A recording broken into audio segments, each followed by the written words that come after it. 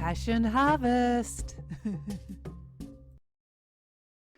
I've got to ask a question. I'm sure people will be asking this. Everyone wants to, well, many people want to connect with their spirit guides and Mm. remember parts of the dream. Well, I certainly do. Do you have Yeah. any tools or tips that you can offer the audience? Yes. Growing up in a religious background, um, I had a hard time with prayer because every time I was taught to say thee and thou and words that felt like I was being kept apart Mhm. from who I was praying to, that they were so high above me that I needed an extra language of words that were not in my modern vernacular. Mm. It's like I don't talk this way. But when I would kneel down or whatever and make a point of saying a prayer and trying to use those words, it was like building a fence between me and the other side.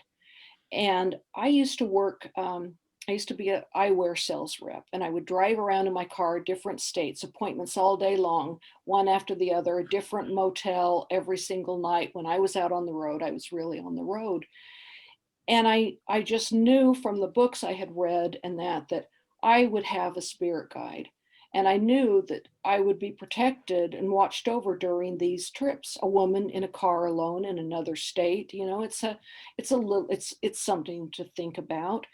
But I would talk to this guide like I knew that he was there. And I would talk to him like a regular person, like I had a friend sitting in the passenger seat. In fact, I'm writing a story about my friend in the passenger seat Great. because, and I could kind of laugh at, wow, did you see that car? It just about hit us or something, and, whatever. It became very natural to invite him into my life by treating him naturally, because what I have found is that they want to be our friends. They don't want to be worshiped. They don't want to be held by this invisible blockade between us. We don't need a middleman to know God, to know our spirit guides. I used to walk some trails in Colorado Springs that were, a walking trail near the Mhm. Air Force Academy, and beautiful trails, very well groomed trails. And I noticed one day that rocks were being put on the posts. There were no rocks in sight, so someone had to be bringing these little round pebbles, and they'd put them on these posts.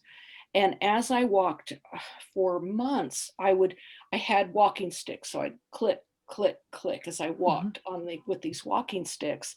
And I stopped to take a breath or something. And I noticed these rocks on these posts. And I thought, well, how interesting to kind of build from that, these black rocks. And I would ask, um, I really want to see you, spirit guide. I really want to know you. People who have a talent to see, the other side, and to see, oh, your spirit guide, has got a gray beard or, whatnot. They could Yeah. see him. And I'm like, I want to do that. I Yeah. want to know my spirit guide, right? And I would say, please show me, I want to know who you are. And suddenly a butterfly would go by, a white butterfly, and I'd be like, oh, butterfly, and then just keep walking. And later on there'd be a white bird that seemed to just follow me, and I noticed, took me a while, kind of dense, I guess, but it took me a while, that my guide was trying to show me he was there, he heard me and whatnot. Probably like my near-death experience, it wasn't time to, or maybe he felt not necessarily that I had to see him, but I Mhm. had to know he was there. And so he was showing signs of being there all around me, including one of the poles that I walked to one day had a stack of white rocks. There were no other white rocks anywhere around. And I know it seems a small thing, but when I saw that, I broke down in the middle of this trail and sobbed, Oh. because I knew it was my guide, and I knew he was there with me, and I knew that he heard me, and I knew it wasn't necessary for me to absolutely see what he looked like, but I knew that he was there. It was a confirmation. And so I wanted to share with your audience that if we are asking for these confirmations, we'll get them. They're not going to be, in a thunderous showing. But what happens, sorry, I teared up a little bit there. Oh, no. It's that fine. You can do that anything on this show. There we go. Just I love about. Just about. love it. that as if we accept those small things, that we will notice, I don't want to say that things will get bigger, but we'll certainly see more of them. It's that acceptance. I read a really cool book. His name was Dr. Paul Stollier, I believe was his name, just thinking back. And he lost his son in a horrific accident. And he was very open to hearing his son afterwards. And it got where they were communicating. And the mother was jealous or upset because the father could hear him internally.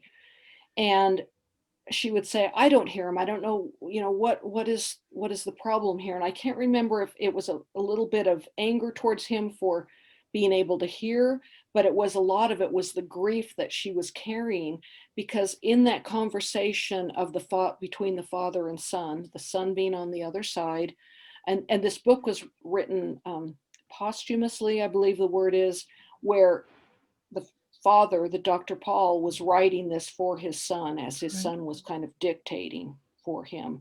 But he said, I've tried to get through to mom, but she can't hear me or won't hear me. There's a blockage there. It's not of my doing. It's something that she's put around her, and she's not hearing me. And so after a while, it's like any one of us, if you're trying to contact somebody and you've dialed that number over and over and they never answer, you stop calling as often, and pretty soon it just kind of stops. But if someone, you become friends, you can communicating, then you're going to call more often. And that's what was happening with his father. So I thought that was an amazing book. Dr. Paul Stollier, I believe it was. And I guess it's often about believing that you can have that, aside from asking for it, but believing that you have the capability to communicate. Exactly. Having that open mind, having that open heart, that they are there, and so, yeah, what happened to me was I started hearing from my younger sister passed from a brain aneurysm, and I started hearing my little sister.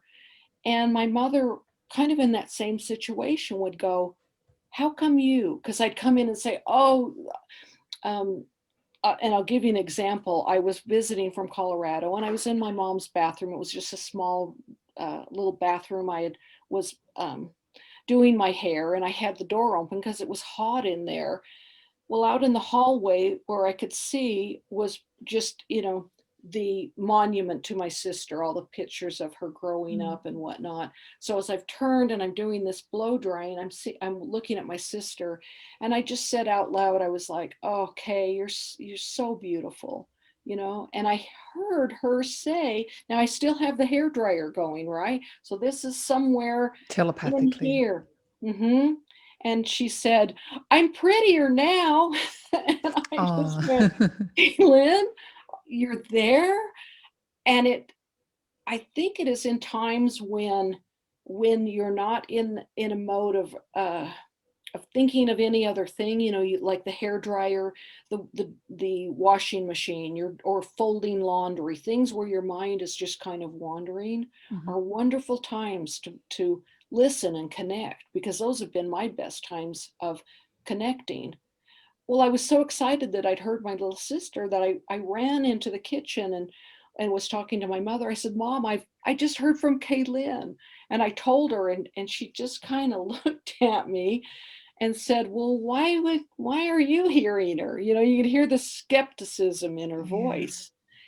And I had to think about it a minute. And I said, Mom, I'm open to hearing her. I said, can you imagine that you wake up that morning and she had a brain aneurysm. She was in the bathroom, probably doing the same thing, combing her hair or something, and she was gone. She was on the floor and she was gone. She had no preemptive idea that this was going to happen. And now she is in another place and time. And she didn't get a chance to say goodbye or even really goodbye to yourself. You know what it kind of like kiss your butt goodbye kind of Yeah. thing. She didn't have any, it was such an immediate thing. You're here 1 minute and you're gone. I said, can you imagine how frustrated that she has to be over there, not being able, she's such a mom. She's such a, one of those kind and giving people that she would have, given us all a parting gift or something, Yeah. this is her personality. So I said, she's got to be frustrated. And I said, can you imagine all the souls on the other side who are frustrated and they see someone, and it was even before I knew what chakras, your crown chakra or anything. And I said, I think they see I'm cracked. I said, I think they could see the crack. You've got a crack. I'm open, and I think they recognize that there's a crack there. And so maybe that's why I can hear her. I don't know. Yeah. Wonderful experiences that are very, very comforting. Yeah. Yeah. I read a quote one time that really helped explain that to me was, it's like to let all of these new ideas in, you have to let some of the old things out. We can only hold. Oh, I love that. I love that one. That's so true. Yeah. I Yeah. love that. And so I think I have a definite crack there where I've let some old things out and I'm accepting some of this new stuff. So do you have I won't even call it ritual, but do you have before you go to sleep in order to explore more of your consciousness, which apparently is what we do in our dream state anyway? Yes. Do you have a prayer or some ritual that you do to connect with your guides and offer you information that you might need in this reality? Yeah. I'm terrible at it. I should meditate more than I do. I do take a few moments and just kind of, because I know when I don't sleep on my back, but I will lay there a few moments on my back and breathe a little bit. I'm not in full meditation or anything. Before I do that rollover where you pull the covers up and you're gone. My consciousness about collecting and remembering my dreams is what I've learned when I wake. And I've taught myself even when you have to do that in the middle of the night, run to the bathroom, some of us 2 or 3 times or whatever, but I try and keep my focus before I get up, even in those situations. I think where was I just now, just before and I was going to say open my eyes, but I've taught myself not to open my eyes for just those few moments. Not to look at the mobile, not to look at the cell phone. Exactly. Not do any of that. Just go back. Where was I? And if I can retain even one word, of something, we were in a car and who was I with, or, was it an old boyfriend? Was it, and you can surprise yourself if you start training your mind that way of what you really go through in your dreams, because those of us who have lost a relative or whatnot, I've had my sister show up in my dreams more times than I'm sure more than I've probably even remembered. But she'll do nothing more than I'll be in a line at a grocery store in a dream state, right? That's just kind of I call them a sand dream, right? They're just the kind where you wake up and they just flitter away, right? There wasn't really anything there, but I still try and concentrate what was happening in that dream. And her face will have been in the crowd, one of the people behind me in the line. Sorry. No, don't be sorry.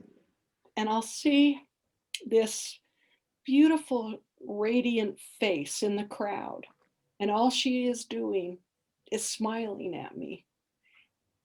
And I will wake up and not remember that right away and then go, was I dreaming of Kaylin? What? And then go, oh yeah, I remember. She was smiling at me. I remember her face. Her face was there. And so for me, dream therapy, we go to wonderful places in our dreams. We visit with our loved ones. I'm sure of it. It's happened to me so many times. I'm not the only one out there that is communicating with my past loved ones. I know that it happens. And if we can take those few moments and not jump into what it is we need to do that day, the minute we jump out of bed, and I get it, I'm older, I don't need to set an alarm clock, and so many have to. And that is one of the problems, is because an alarm clock invades your space. You're immediately shocked into life. If there is some way that you can train yourself to, awaken without that jarring alarm, would be really beneficial. To just take those few moments and just think, where have I been? And I think your audience would be surprised at how many cool places they go at night. That's such a great point. So it's almost like remembering the little breadcrumbs helps you become more Yeah. conscious of remembering. And do you write it down as well? I write it. I keep a journal right beside my bed. And sometimes I will even just, because I can feel for the pen, and I'll still be laying down. I don't get up to write. I'll start scribbling. I'll write yellow or Kaylin or, something of the dream before I sit up, so that I don't sit up and lose it. Right. My book has scribbles and then the story, and scribbles and then the story to follow when I sit up and turn on the light. So yes, I'm going to start doing that again. I used to do that. Yeah. What's happened to me, I don't know if this happens to you, often in the middle of the night I think, I've got to remember that. I'm going to remember it for the morning, and I don't write it down, and then I completely forget. Should I wake myself up? Not wake myself up, but should I write it down? I guess I really should, because I don't remember. I will get words and I'll think, oh, I know that word. I'll remember that. And I'll even go through my head a few times and go, okay, when I wake up, I'll write it down. It's gone. I know. So from now on, I'm just going to turn on the light and write it down. Or keep a scratch pad and just scratch it out, and then just go back to sleep. But you'll learn to read your own scratching.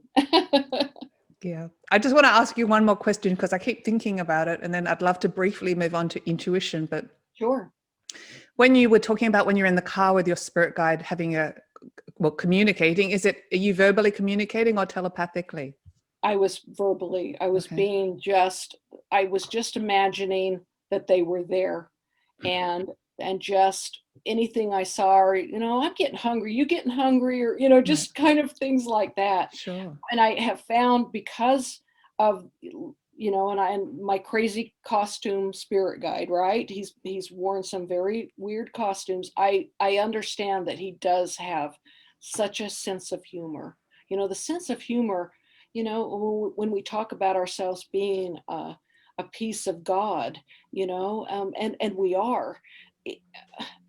I mean, the sense of humor is wonderful up there. It's not that assembly of seriousness. It's like, what a drag. Wouldn't that be boring all the time? Can't we be silly together? Can't we have fun? Is there fun on the other side? I wondered about my dad. It's like, I didn't see him as, harps and choir kind of guy, and I think we do really have some fun on the other side, and silliness is part of it. Funniness is part of it. Yes. And just briefly, I'd love to touch on intuition, because I think it's such an important point, and we sometimes don't stop and smell the roses or listen to our intuition. And I know you mentioned you'd like to talk about that. Yeah, well, it seems to be, it's come up a lot in topic as far as intuition. When we went through, being born, we're born through a veil of forgetfulness. It's purposeful. The veil is purposeful, because we have to lose our feeling of being, because up there, whatnot, we are so connected. We're all connected to each other. We understand we are all one, right? I mean, we all have our uniqueness, our personalities, but we are all necessary. We all weave a perfect tapestry of God, and every single one of us are necessary in that tapestry.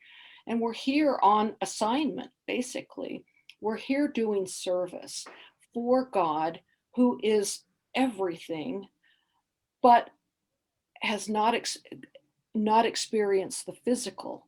He knows everything, but we are the pieces of God that are sent down as foot soldiers, experiencers, whatever you want to call it, that, go through these trials and experiences and hardships and the wonder of life and the trials of life.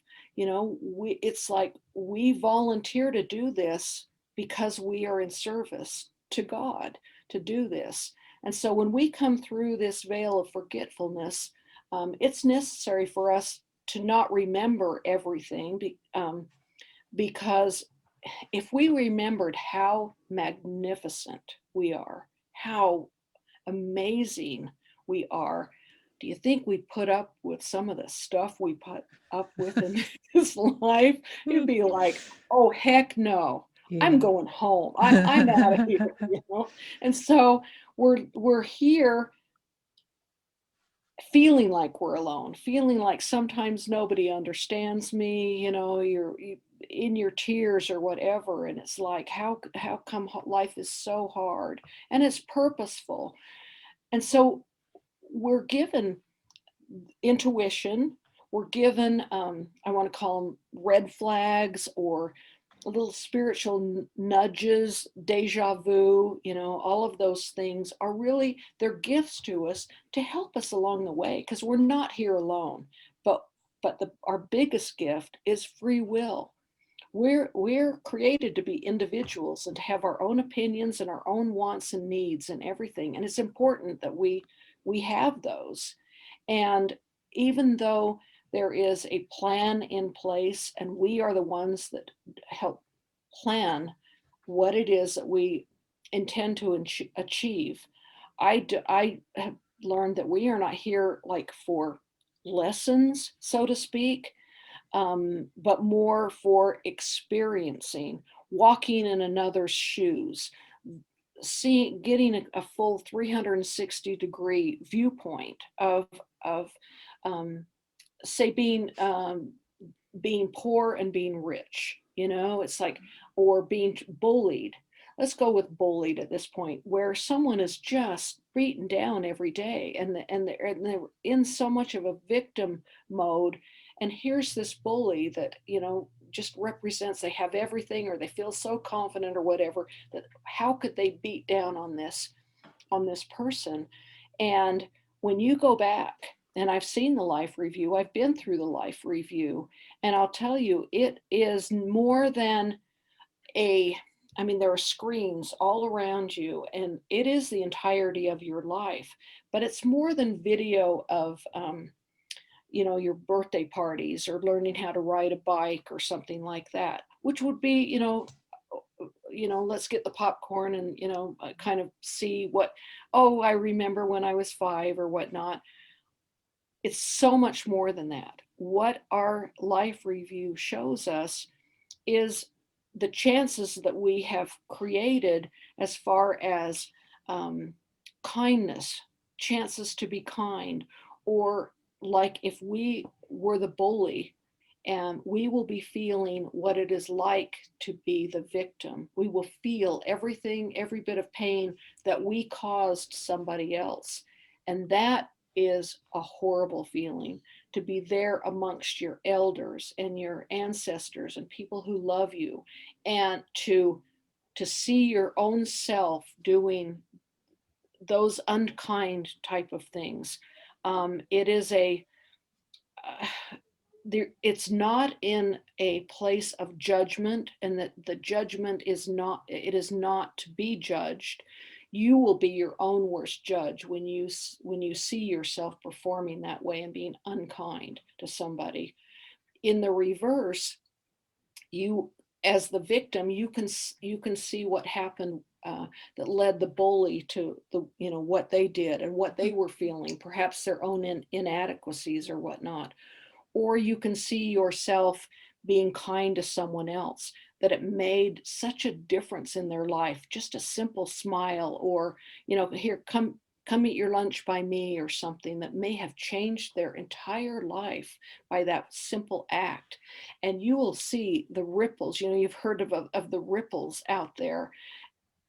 You you can see and feel those ripples of what you did. And those are the, you'll give yourself your own attaboys in that situation. And you'll feel the pain and regret of chances like with the bully that you fell into that and didn't and weren't kind. It's kind of a simple explanation, but this surrounding you life review is a purposeful 365 degrees. And if you don't kind of get it or understand it, it's coming back again as an opportunity to explore the opposite of what you went through so that you do get it and understand. So you experience the life review in that dark space? I didn't. When the memories started coming back, then I got to remember my life review. And at first it was hard to, is this a memory or is this new? I could. But you're trusting your intuition. But I'm trusting back to the intuition. So here we are. We come through this veil. We're given our free will because we do come with a plan. But that plan is not set. It's not destiny. It's like, why wake up in the morning if whatever you're supposed to do that day is set? We have choices all day, every day. And that is your review of what you did that day and every day, and not to live perfectly in judgment. But anyway, I'm stepping off my topic. Is we create little speed bumps, little red flags, little nudges, little deja vus. They're kind of a little nudges along the trail. To show us the best path. Exactly. And those are into a lot of that is our intuitions. And it's a feel. I found it, sorry to interrupt, but I found it's a feeling realm. It's how you feel. Yes. It's not necessarily someone having a conversation with you. It's what feels right. It's right. Someone gave me a wonderful quote the other day. When they feel like they can hear, she said, I hear it in my feelings. Is that awesome? I love that. I hear it in my feelings. And that is your intuition. And it's important. It's important. When you're getting on an elevator and somebody really big and scary, follows you in, and every hair on the back of your neck stands up, and you go, I don't think I should stay in this place with this person. But then the rational you goes, well, I'll probably hurt their feelings if I act weird or, try and get away from them or whatever, and I think many times there are hurts and things that happen in this life that didn't need to happen if we followed our intuition. Because if you're on that elevator and something says, get off, I'd be like, I'm going to hurt someone's feelings, I guess. Just get off. I'll take that. I'll take that bet. That's a great analogy. Yeah. Claudia, what a great talk. I mean, you've offered us, the Passion Harvest audience, so many insights, and you've been so open, and what an incredible journey you have had. Is there something else you'd like to talk to the Passion Harvest audience about? Let's see. And I just want to say, for anyone that's looking to connect with you, all your details will be in the show notes. So okay, awesome. There is something, and I think part of what is going on in the world right now, and we need to recognize that we are all individuals, and we have all picked kind of a body type or even a gender for this go around, for this experience. And someone had a Facebook meme, and there were bodies, I guess it was during the time of when they were talking about transgender and whatnot, and there were bodies, and it was kind of like, which one was male, which one was female, and which one was transgender. Well, when it's the remains, and without the skin and the hair or things to identify us, that's a woman because she's got long hair or whatnot, or his skin is black. I mean, we're the same underneath. We're in this in this wonderful, created by God world, for one thing, where we are right now was created for our experiments, basically, this play that we are in. It's not by a whim. It's purposeful, and it is wonderful, and we should take care of it. It is our proving ground and our service to God to be here. And so our bodies in the same like of God, we are in I want to call like our spacesuits. We are on this exploration and we've got our suit on, but underneath this suit of meat and liquid and blood and whatnot is a soul. We are all beautiful, more than we understand, magnificent souls under this skin.